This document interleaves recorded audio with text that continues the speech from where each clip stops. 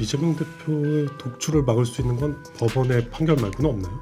법원의 판결뿐 아니라 저는 새로운 시대에 맞는 선거를 하면은 극복할 수 있다 이렇게 봅니다. 저 동탄 처음 내려갔을 때 처음 여론조사에서 보면은 민주당 후보가 거의 50% 받았고 민주당 계열 유튜브 방송들은 매일 하는 게 조롱이었어요. 뭐 선거 한 달 전인데 이준석의 낙선을 확정하겠습니다. 짝짝짝 자기들끼리 박수치고 지금 정상인 대 비정상인으로 가야 될 구도거든요. 그러면 비정상인의 거의 탑이 지금 윤석열이 된 상황이거든요.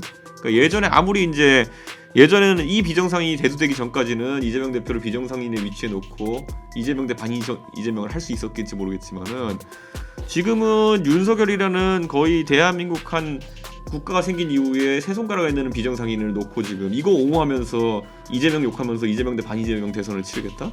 이거는 같이 비정상인이 되고 있는 상황이에요 지금 이 사람들이. 의원님하고 이재명 대표하고 토론 붙는 거 보고 싶다. 예. 이런 말들이 참 많았는데 만약에 이제 대선 후보가 돼서 두 분이 토론을 하게 된다면 좀 어떤 주제로 가장 토론을 해보고 싶으십니까? 그래서 저는 이재명 대표가 쌓아올린 그런 업적이라는 것 중에서 네.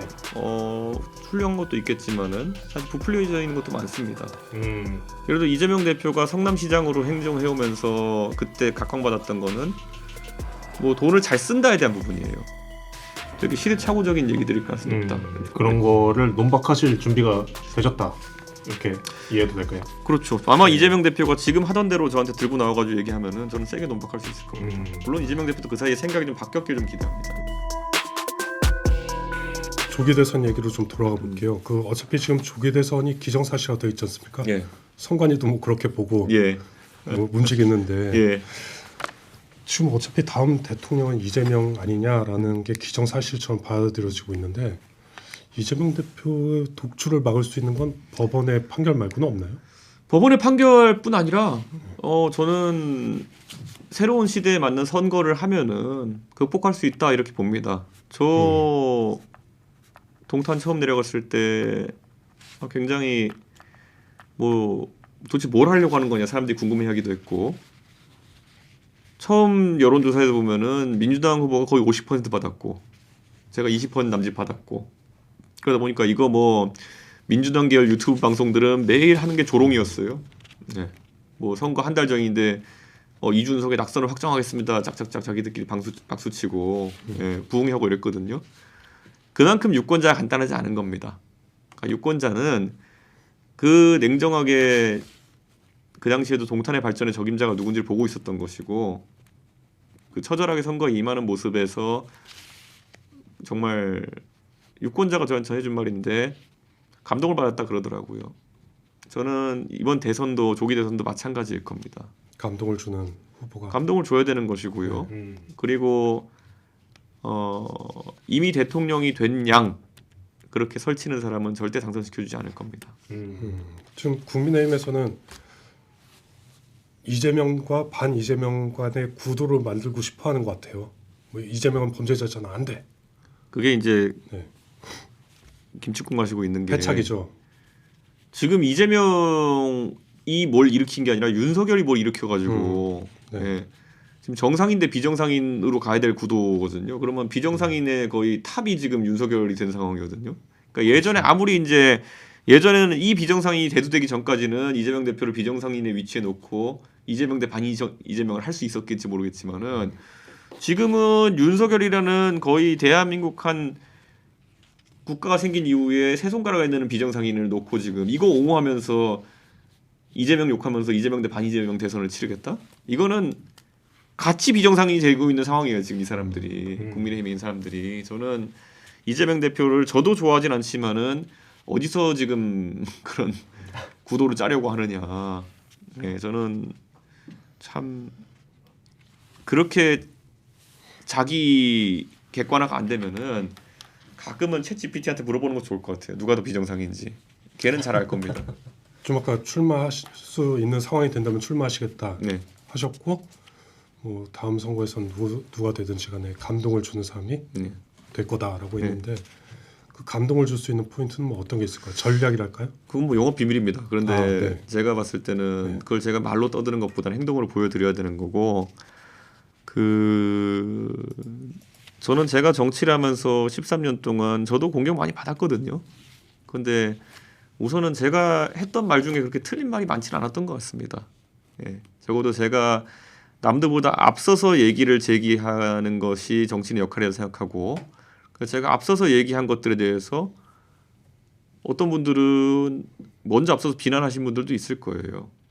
그런데 한편으로는 그게 대한민국 미래를 위해 가지고는 리더십의 역할이라 보거든요. 다가오는 위기나 다가오는 변화에 대해서 먼저 이야기하고 욕먹을 각오로 먼저 얘기하고 그걸 해법 미리 제시하는 것인데, 저는 이번에도 그런 선거를 할 거다 과감히 말씀드립니다. 저희 개혁신당 만들면서 노인 무임승차 얘기했던 거 기억하는 분들이 있을 텐데요.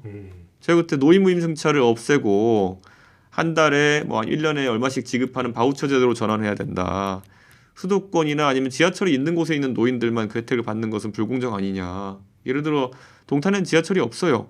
그럼 동탄에 계시는 뭐 노인분들이 있다 그러면은 그분들은 왜 지원을 못 받느냐? 왜 서울의 역세권에 사시면 그래도 오히려 경제 사정이 좀 나으신 분일 텐데 서울의 역세권에 있는 분들만 왜 그런 지하철 무임승차 혜택을 봐야 되느냐? 이게 오히려 불공정 아니냐?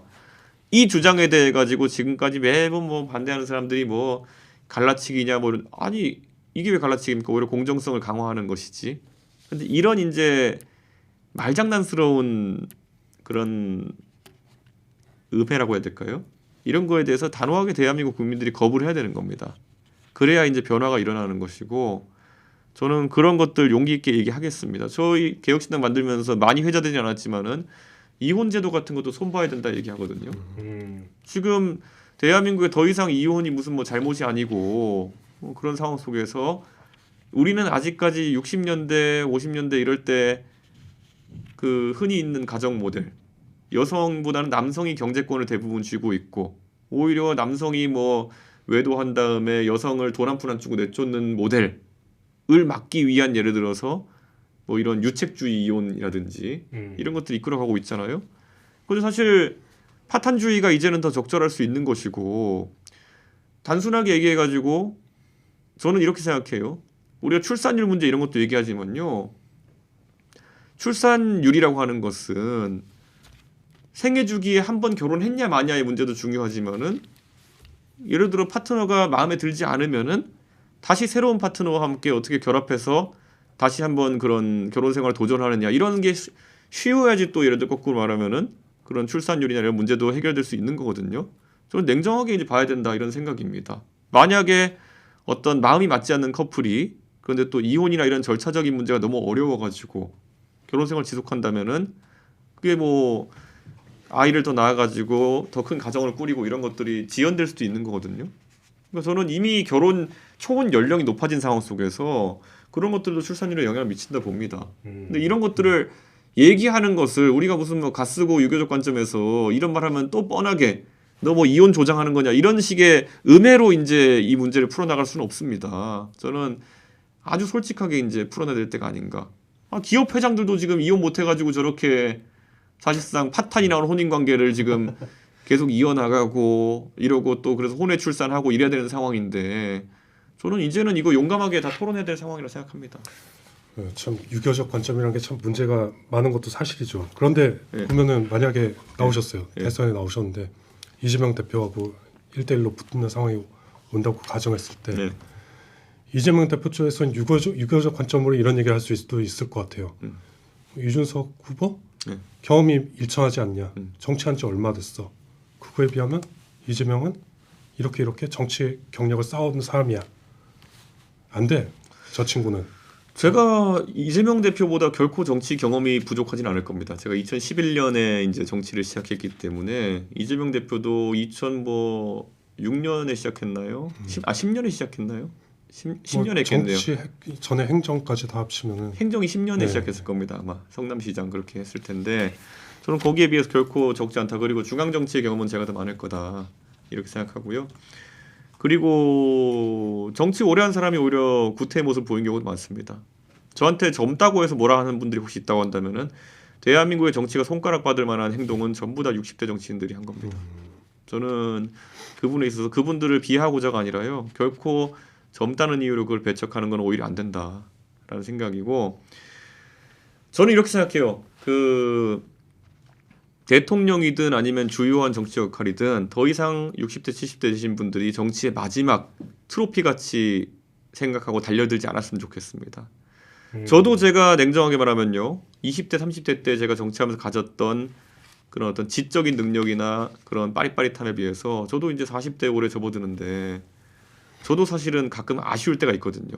내가 훨씬 더 의기롭고 내가 훨씬 더 체력적으로 강하고 내가 훨씬 더 젊은 세대와 소통할 수 있을 때 더 큰 역할을 했다면은 더 좋지 않았을까? 이런 생각도 하는 거거든요. 제가 아무리 젊은 사람들과 소통한다 해도 저도 이제 40대면은 대학생과는 20년 터울입니다. 20년 격차입니다. 그러면 저는 갈수록 이제 그들과의 거리가 멀어지는 게 될 수도 있거든요. 근데 대한민국 헌법상 40이 돼야지 대통령 출마할 수 있다 그러는데 이것도 참 잘못된 규정입니다.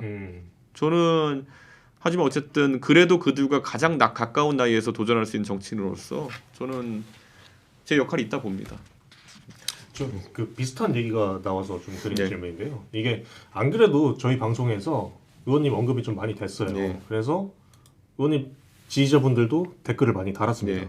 그래서 그 하는 말이 의원님하고 이재명 대표하고 토론 붙는 거 보고 싶다. 예. 이런 말들이 참 많았는데 만약에 이제 대선 후보가 돼서 두 분이 토론을 하게 된다면 좀 어떤 주제로 가장 토론을 해보고 싶으신가요? 그래서 저는 이재명 대표가 쌓아 올린 그런 업적이라는 것 중에서 네. 훌륭한 것도 있겠지만은 사실 부풀려져 있는 것도 많습니다. 음. 예를 들어 이재명 대표가 성남시장으로 행정해오면서 그때 각광받았던 거는 뭐 돈을 잘 쓴다에 대한 부분이에요. 잘 쓴다. 뭐냐면은 기존의 시장들에 비해 성남이란 곳은 판교 때문에 어차피 세수가 많이 거치는 곳이거든요. 그걸로 뭐 전시성 행정이나 이런 것보다는 오히려 뭐 복지나 이런 데 투자하는 것이 성남 시민의 마음에 들었다. 뭐 이런 게 그분의 장점이었을 거예요. 근데 이거의 가장 큰 문제는 뭐냐면요. 성남시장이니까 할 수 있었던 거예요. 예를 들어 이재명 대표가 동두천 시장이었다. 경기도에 같이 있는. 동두천 시장이 만약에 무상 산후조리원 이런 거 하고 있으면은 그냥 시정 파탄 내고 끝나는 겁니다. 그러니까 그 남는 돈으로 뭐 할까에 대해서 이제 고민했던 게 이재명 대표의 시정이었던 것이고 그런데 그 정작 판교를 키운 건 이재명이 아니거든요. 그 앞에 뭐 남경 그 김문수 지사나 이런 분들 때부터 시작했던 것일 텐데 그러니까 이런 거죠. 이재명 대표가 대한민국에 있어서 지금 대한민국은 돈이 많아서 어떻게 쓸까 고민하는 나라가 아닙니다. 어떻게 하면 산업 경쟁력을 다시 끌어올리고 역할을 찾을까에 대한 부분인데 이재명 대표는 지금도 무슨 뭐 지역 화폐 이런 거 어떻게 쓸까에 대한 부분이고 그 지역 화폐가 예를 들어서 그럼 뭐 그게 보조금 성격의 것이 돼가지고 결국 그거 아닙니까? 지역 화폐가 지역 화폐라 좋아하는 분이 어디 있습니까? 지역 화폐는 그걸 통해서 충전하면은 많게는 10% 가까이 보너스 금액을 지급한다 아니면 할인해 주니까 그걸 이제 쓰는 거거든요. 사실 이렇게 해서 경제 살릴 거면 뭐 못할 게 없죠. 예. 사실 이거는 되게 쉬운 거죠. 그 조금 더 큰 틀로 갔을 때 아마 이재명 대표는 기본소득론을 들고 나올 것 같아요. 그러니까요. 그러니까 네. 기본소득 어떻게 할 거냐 그럼 무슨 뭐 그 토지세 같은 것을 어떻게 해서 자산세 같은 걸 건드려 가지고 하겠다는 건데 그렇게 되면요. 예를 들어 이런 겁니다. 그 예전에 문재인 정부 때 전월세 건드려 가지고 그리고 전세 제도 건드려 가지고 전세가 월세가 폭등을 만들어냈잖아요. 그러니까 이분들이 경제학 개론이라도 읽어봤으면은 조세를 늘리는 방식의 어쨌든 이런 그 경제 정책은 조세의 전가가 꾸준히 일어나는 겁니다. 그러니까 땅을 가진 그러니까 자산가들에게 뭔가 이걸 보유세를 늘려가지고 이걸 해결한다. 그러면 예를 들어 토지에 대한 세금을 올리게 되면은 그러면 이거 토지에 세금 올리면 그거를 세금을 토지주가 오롯이 부담하려고 할까? 아니면 그것을 또 임대료나 다른 쪽으로 전가시킬까? 이거는 불을 보듯 뻔한 거거든요. 그러니까 저는 이재명 대표의 그런 발상이라고 하는 것이 현실화될 수 있는 것이냐? 금투세 같은 것도 지금 손댔다가 지금 뜨거 하고 이제 손을 떼려 그러잖아요. 저는 이재명 대표의 그런 세금을 걷어가지고 이전 소득 성격의 어떤 복지를 통해 가지고 뭘 하겠다라고 하는 것 자체가 옛날에 뭐 미국에서도 버니 샌더스 이런 사람들이 하던 건데 이거 요즘 버니 샌더스 얘기 미국에서 안 해요. 그러니까 지금 되게 시대착오적인 얘기들일 가능성이 높다. 그런 거를 논박하실 준비가 되셨다. 이렇게 이해해도 될까요? 그렇죠. 아마 이재명 대표가 지금 하던 대로 저한테 들고 나와가지고 얘기하면은 저는 세게 논박할 수 있을 겁니다. 물론 이재명 대표도 그 사이에 생각이 좀 바뀌었길 좀 기대합니다. 알겠습니다.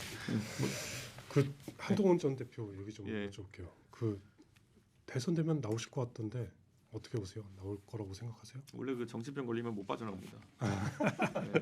그러니까 그 한동훈 대표가 정치를 하면서